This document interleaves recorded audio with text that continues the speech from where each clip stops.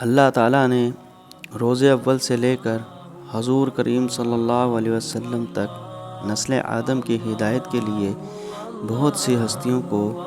نبوت عطا کی تاکہ وہ لوگوں کو توحید کا درس دیں اور دین حق سے روشنا فرمائیں۔ اللہ تعالیٰ نے انسانوں کی ہدایت کے لیے جن ہستیوں کو چنا ان میں ایک حضرت موسیٰ علیہ السلام بھی ہیں، جنہیں بنی اسرائیل کی ہدایت کا مشن سونپا گیا۔ حضرت موسیٰ علیہ السلام کا ذکر قرآن مجید کی 30 سے زیادہ صورتوں میں آیا ہے، جن میں حضرت موسیٰ علیہ السلام کی زندگی اور ان کی زندگی میں پیش آنے والے خیالات و واقعات کی طرف 100 سے زیادہ بار اشارہ کیا گیا ہے،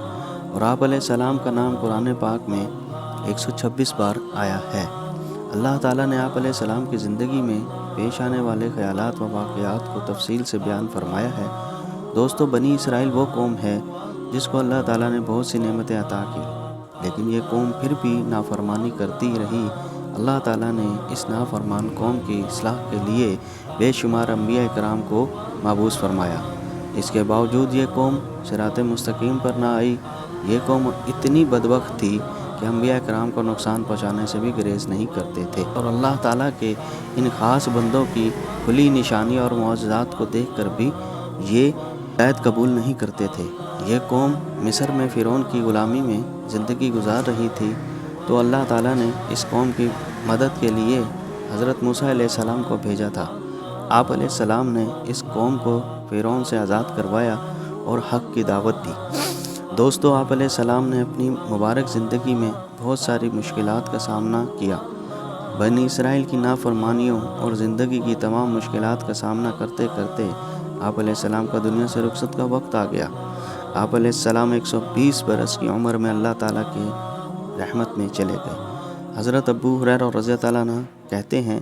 کہ رسول پاک صلی اللہ علیہ وسلم نے فرمایا، جب حضرت موسیٰ بن عمران علیہ السلام کی موت کا وقت قریب آیا، ان کے پاس موت کا فرشتہ جبرائیل علیہ السلام آیا اور کہا کہ پروردگار کی طرف سے پیغام اجل قبول فرمائیے، یعنی آپ کی روح قبض ہونے کا وقت آ پہنچا ہے۔ حضرت محمد صلی اللہ علیہ وسلم نے فرمایا، حضرت موسیٰ علیہ السلام نے یہ سن کر فرشتہ موت کو تماچا رسید کر دیا، جس سے ان کی آنکھ پھوٹ گئی۔ حضرت محمد صلی اللہ علیہ وسلم نے فرمایا، موت کا فرشتہ بارگاہ علی میں واپس گیا اور عرض کیا کہ پروردگار، تو نے مجھے روح قبض کرنے کے لیے اپنے ایک ایسے بندے کے پاس بھیجا جو موت نہیں چاہتا، اور یہ کہ اس نے میری آنکھ بھی پھوڑ دی۔ حضرت محمد صلی اللہ علیہ وسلم نے فرمایا، اللہ تعالیٰ نے فرشتہ موت کی یہ شکایت سن کر اس کی آنکھ درست کر دی اور یہ حکم دیا کہ میرے بندے موسیٰ کے پاس جاؤ اور اس کو میرا یہ پیغام پہنچاؤ کہ کیا تم طول زندگی چاہتے ہو؟ اگر تم طول زندگی چاہتے ہو تو کسی بیل کی کمر پر اپنا ہاتھ یا دونوں ہاتھ رکھ دو، تمہارے اس ہاتھ یا دونوں ہاتھوں کے نیچے جتنے بال آ جائیں گے، ان میں سے ہر ایک بال کے عوض تمہاری زندگی میں 1 سال کا اضافہ ہو جائے گا۔ فرشتے نے دوبارہ حاضر ہو کر حضرت موسیٰ علیہ السلام کو اللہ کا یہ پیغام سنایا تو انہوں نے کہا، اس طول زندگی کا بھی آخری نتیجہ موت ہی ہے، تو پھر وہ آج ہی کیوں نہ آ جائے، میں اسی وقت موت کی آغوش میں چلے جانے کو تیار ہوں، لیکن میری یہ دعا ضرور ہے کہ رب کریم تدفین کے لیے مجھے ارض المقدس یعنی بیت المقدس سے قریب کر دے،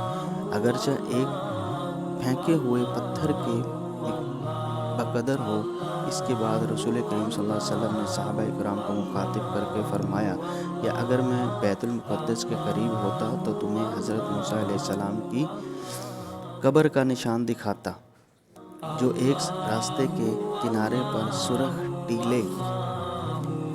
کے قریب ہے۔ حضرت امام نووی رحمۃ اللہ علیہ نے اس حدیث کی شرح میں اس کی مختلف وجوہات تحریر فرمائی ہیں۔ ایک وجہ یہ بھی بیان فرمائی ہے کہ در حقیقت اس میں تھپڑ کھانے والے فرشتے کا امتحان تھا، یعنی اللہ تعالیٰ کے مقدس انبیاء کرام کی روح قبض کرتے ہوئے پہلے اجازت لی جاتی ہے، یوں جا کر براہ راست روح کی حوالگی کا مطالبہ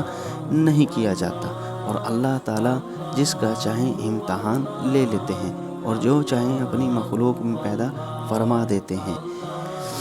ملک الموت جب انسانی شکل میں آیا اور اس نے روح قبض کرنے کی بات کی تو پہلے حضرت موسیٰ علیہ السلام نے اسے پہچانا ہی نہیں اور انسان سمجھتے ہوئے تھپڑ مارا۔ یہ ضابطہ ہے کہ جب فرشتہ یا جن انسانی شکل میں ہو تو اس میں اتنی ہی جان ہوتی ہے جو ایک طاقتور انسان میں ہو سکتی ہے، لہٰذا ملک الموت حضرت موسیٰ علیہ السلام کے تھپڑ کی تاب نہ لا سکے۔ تو یہ تھا حضرت موسیٰ علیہ السلام کا واقعہ جب ان کا وقت آیا۔ تو